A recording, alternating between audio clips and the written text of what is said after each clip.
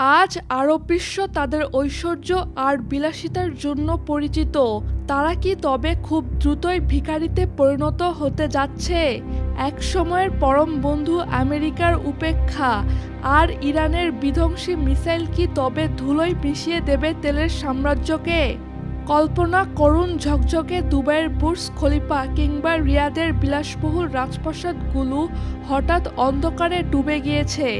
মরুভূমির যে তেলের খনিগুলো সারা বিশ্বকে শাসন করে, সেখান থেকে আগুনের লেলিহান শিখা আকাশ ছুঁয়েছে। কোনো কাল্পনিক সিনেমা নয়, বরং বর্তমান ভূ রাজনীতির প্রেক্ষাপটে মধ্যপ্রাচ্য এখন এমনই এক ভয়াবহ পরিণতির দিকে এগোচ্ছে। দশকের পর দশক ধরে মধ্যপ্রাচ্যের নিরাপত্তার মূল হোতা ছিল আমেরিকা, কিন্তু আজ যখন পুরো অঞ্চলটি আগ্নেয়গিরির মুখে দাঁড়িয়ে, তখন ওয়াশিংটনের ভূমিকা সবাইকে স্তম্ভিত করে দিচ্ছে। ইরান আর ইসরায়েলের মধ্যে চলমান এই বিধ্বংসী যুদ্ধে আমেরিকার একমাত্র ধ্যান জ্ঞান এখন শুধু ইসরায়েলকে রক্ষা করা। তেল আবিবকে বাঁচাতে হোয়াইট হাউস যতখানি মরিয়া, ঠিক ততটাই উদাসীন তাদের দীর্ঘদিনের মিত্র আরব দেশগুলোর প্রতি। সৌদি আরব কিংবা সংযুক্ত আরব আমিরাতের মতো দেশগুলো আজ আমেরিকার দরজায় যেন আর্তনাদ করছে। তারা বারবার সাহায্য চাইছে, নিরাপত্তার নিশ্চয়তা চাইছে, কিন্তু আমেরিকা যেন কানে তুলো দিয়ে বসে আছে। তাদের কাছে মধ্যপ্রাচ্যের স্থিতিশীলতার চেয়ে ইসরায়েলের সুরক্ষাই এখন সবকিছুর ঊর্ধ্বে। ইরানের সামরিক শক্তি আজ আরব দেশগুলোর জন্য এক দুঃস্বপ্ন হয়ে দাঁড়িয়েছে। তেহরানের নিখুঁত নিশানার মিসাইলগুলো আরবের প্রাণকেন্দ্র অর্থাৎ তাদের তেল শোধনাগারগুলোকে টার্গেট করছে।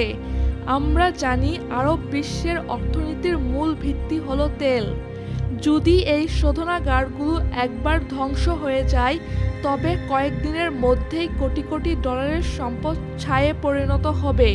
ইরান ইতোমধ্যেই বুঝিয়ে দিয়েছে, তারা চাইলে মুহূর্তের মধ্যেই বিশ্ববাজারে তেলের সরবরাহ বন্ধ করে দিতে পারে।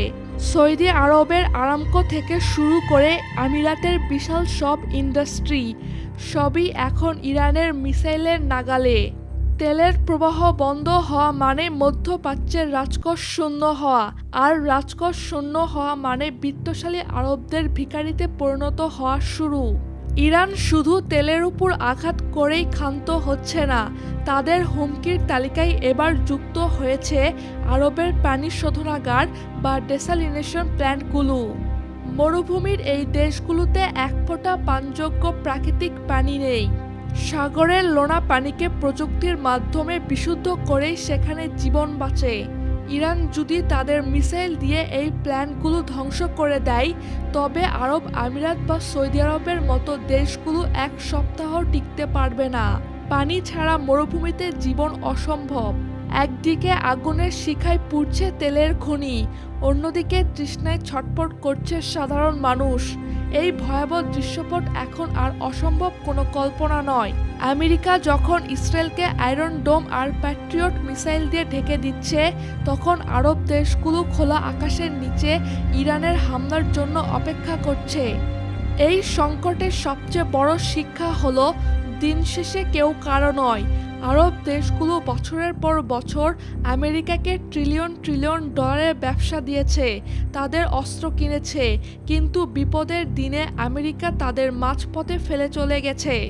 আমেরিকার এই স্বার্থপর রাজনীতি মধ্যপ্রাচ্যকে এক চরম অনিশ্চয়তার দিকে ঠেলে দিয়েছে। ওয়াশিংটনের কাছে এখন আরবের তেল বা পানির চেয়ে ইসরায়েলের অস্তিত্ব রক্ষা অনেক বড় ইস্যু। এর ফলে জর্ডান থেকে শুরু করে কাতার পর্যন্ত পুরো অঞ্চলটি এখন বুঝতে পারছে যে তারা আসলে একাই। তাদের সাজানো গোছানো শহরগুলো এখন ধ্বংসস্তূপে পরিণত হওয়ার ঝুঁকিতে রয়েছে, আর বিশ্ব দেখছে এক সময়ের পরাক্রমশালী অর্থনীতির পতন। যদি দ্রুত এই যুদ্ধ না থামে এবং ইরান যদি তার পূর্ণ শক্তি দিয়ে আরব আমিরাত বা সৌদির অবকাঠামোতে আঘাত হানে, তবে মধ্যপ্রাচ্যের মানচিত্র বদলে যাবে। যে দেশগুলো আজ পর্যটন আর বাণিজ্যের কেন্দ্রবিন্দু, সেখানে হয়তো হাহাকার আর ধ্বংস ছাড়া আর কিছুই অবশিষ্ট থাকবে না। আমেরিকার উপর অন্ধ বিশ্বাস আর ইরানের সাথে শত্রুতা, এই দুয়ের জাতাকলে পড়ে আরব বিশ্ব কি তবে তাদের সব ঐশ্বর্য হারিয়ে ইতিহাসের পাতায় কেবল এক ধনী জাতি হিসেবে ঠাঁই পাবে? বর্তমান পরিস্থিতি বলছে মধ্যপ্রাচ্য এখন এক অন্ধকার সুড়ঙ্গের মুখে দাঁড়িয়ে, সেখান থেকে ফিরে আসার পথ ক্রমশ সরু হয়ে আসছে।